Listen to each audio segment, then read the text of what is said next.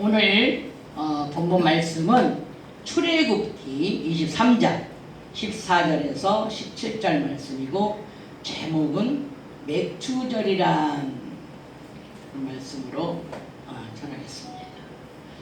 본문 말씀에는 이스라엘의 3대 절기의 기록을 했습니다. 절기 중에 첫 번째 절기는 유월절을 말합니다.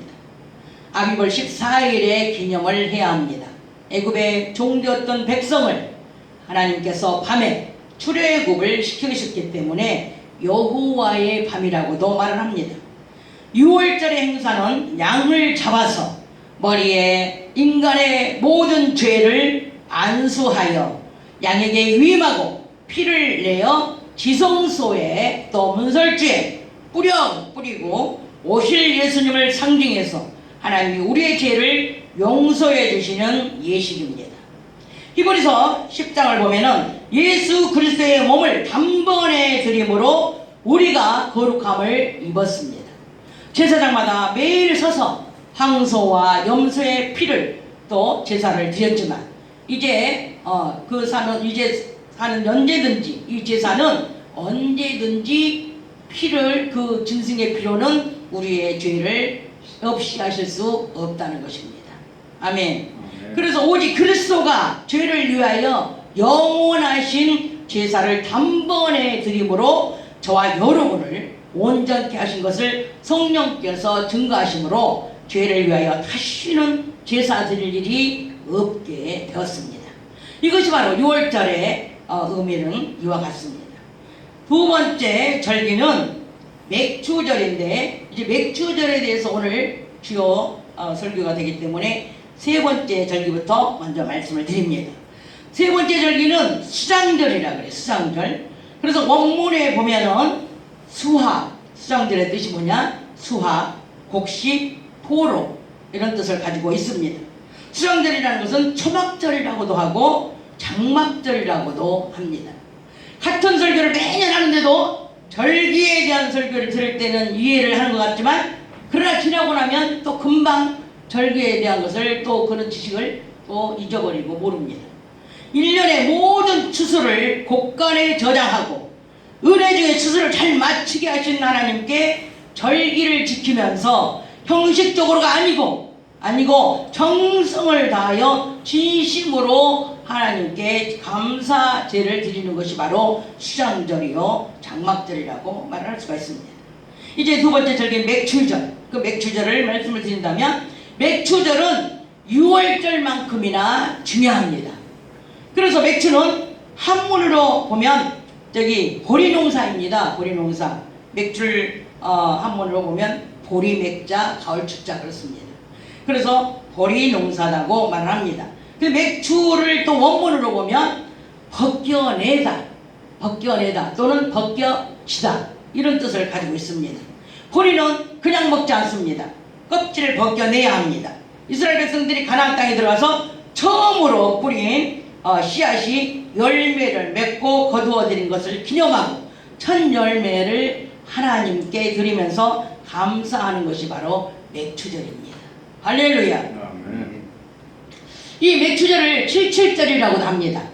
신명기 16장 16절부터 17절에 보면 이스라엘 백성들이 6월절을 지킨 후에 안식일로부터 시작해가지고 7주가 지난 후에 첫날이라 해서 77절이라고 말을 합니다.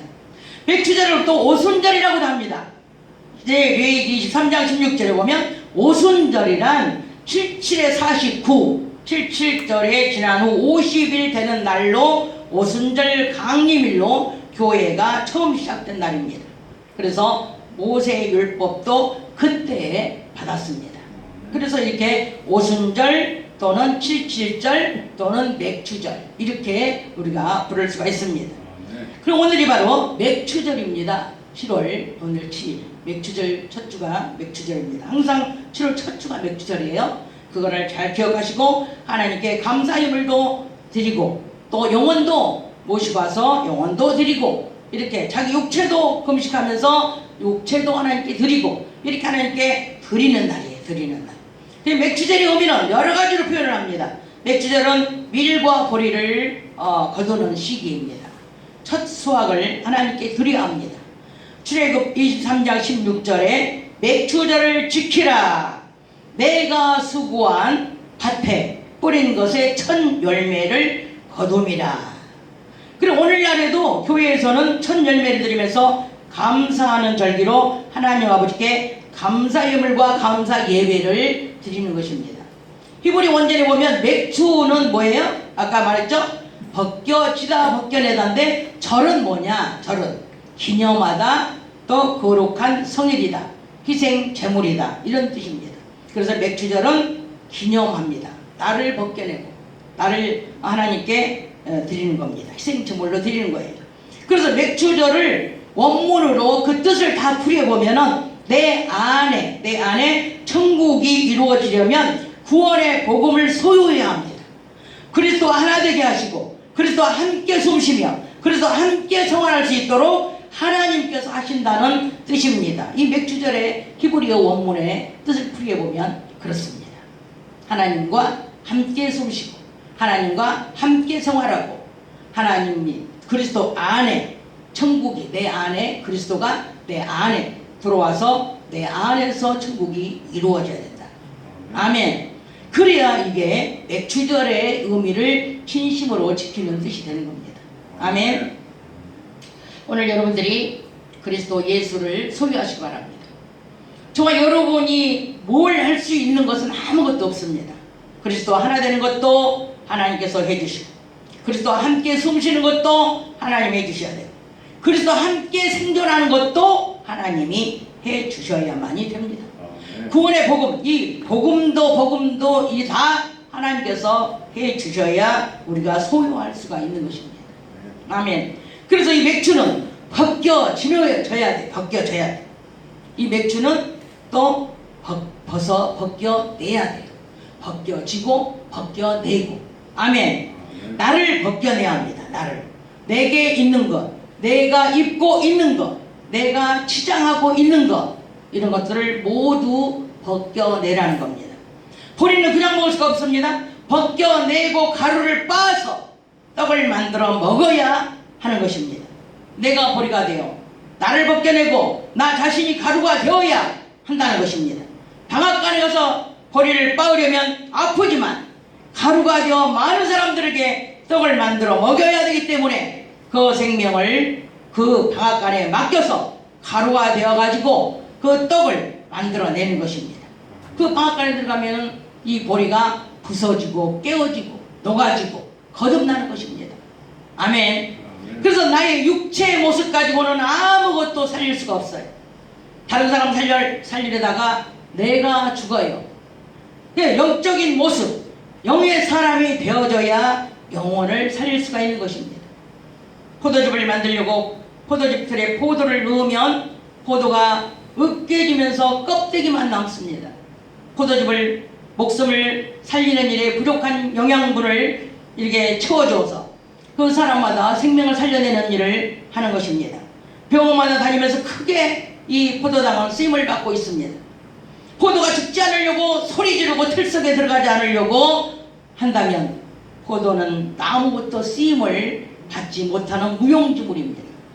포도나무이신 예수님을 떠나면 가진 저와 여러분은 밖에 버리와 아무것도 할 수 없고 예수님께서 15장에 너희는 나를 떠나면 아무것도 할 수 없다고 말씀을 하셨습니다. 포도 쓰지 않으면 포도당으로 쓰지 않고 포도주로 쓰지 않으면 가지는 아무 쓸데가 없는 거예요. 근데 이 가지에서 이 원 포도나무에서 떨어져 나가면 그나마도 아무것도 쓰잘데기가 없다는 거죠. 요한복음 12장 24절 25절에 보면 한 알의 밀이 땅에 떨어져 죽지 아니하면 한 알 그대로 있고 죽으면 많은 열매를 맺느니라. 아멘 아멘. 한 알의 밀은 예수님 자신을 말씀하셨습니다. 자기 생명을 사랑하는 자는 잃어버릴 것이요 자기 생명을 미워하는 자는 영생하도록 보존하시느니라. 예수님은 자기 생명을 사랑하지 않고 하나님의 택하신 자기 백성들을 위해 하나님의 밀알이 되어 죽으셨습니다. 오늘날 많은 열매를 맺으시고 다시 부활하셔서 영원 무궁히 영존하시는 우리 하나님이 되셨습니다. 저 여러분 하나님의 미랄이 되어야 합니다. 하나님의 맥주가 되어야 합니다. 고운 가루가 되어서 떡을 만들어서 먹인다면 영생하도록 그리스도께서 하실 것입니다. 아멘. 하나님은 우리의 겉모습을 쓰시는 것이 아니라 우리의 속사람, 거듭난 사람을 쓰십니다. 방앗간에 들어가 껴주고 놓아지고 부서지고 거듭난 사람이 되게 하셔서 고운 가루를 만들어 다시 불 속에 들어가서 영적인 떡이 만들어져야 그때 많은 사람들을 이게 떡을 먹여 그 영혼을 살릴 수가 있다는 것입니다. 그럴 때 내가 떡이 될 때 그 떡을 먹으려고 각처에서 모여드는 거예요. 내가 죽어서 변화가 되어야 사람들이 각처에서 나를 따르는 겁니다. 상대를 얘기해보면 정이 뚝뚝 떨어지고 말에 씨가 있고 말에 뼈가 있다면 그 사람이 어찌 사람들이 모여들겠습니까? 그 사람은 친구도 없고 그 주위에는 사람도 없습니다. 왜냐?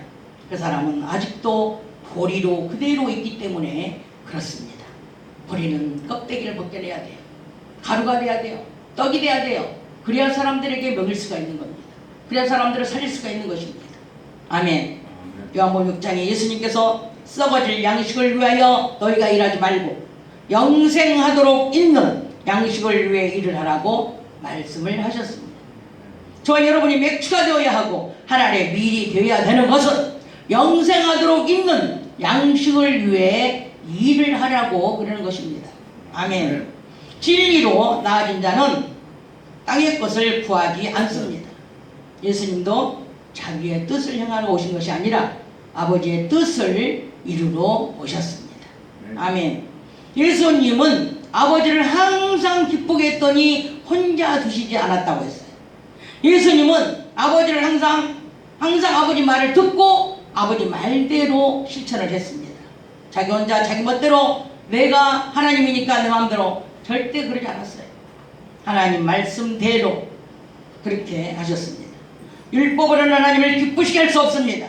복음이신 그리스도를 내 마음의 주인으로 영접하고 그리스도의 말씀에 순종하면 하나님께서 성령으로 기뻐하사 저와 여러분을 기뻐하시고 또 예수님 혼자 두시지 않은 것처럼 성령으로 저와 여러분의 심령 땅 안에서 저와 여러분을 아버지 계신 천국으로 끝까지 동행하시며 함께 하실 것을 축복하며 고운 가루가 되어 생명의 떡을 만들어 주는 주인공들이 되시기를 주 예수 그리스도 이름으로 축복하고 축원합니다.